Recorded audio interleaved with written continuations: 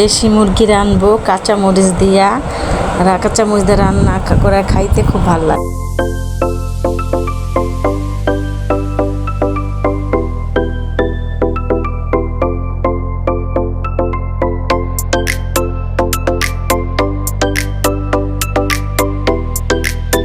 মশলা কষানো শেষ হয়েছে, এখন মুরগির মাংসটা ছেড়ে দিলাম, দিয়া একটু লাড়লাম।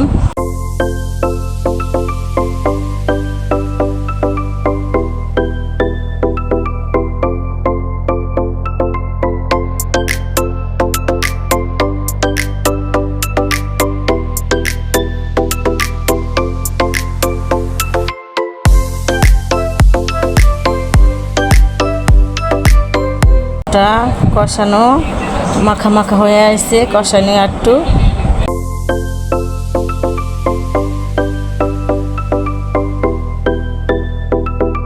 কষানো শেষ। এখন আলুটা দিয়ে দিলাম, আলুটা দিয়ে একটু পর পানি দিয়ে দিব।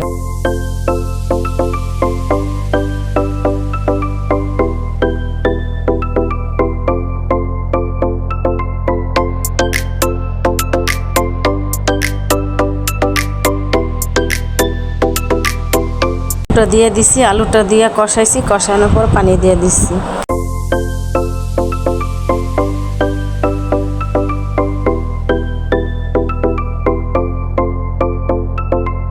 রান্না শেষ। ভিডিওটা যদি আপনাদের ভালো লেগে থাকে তাহলে লাইক কমেন্ট শেয়ার করবেন।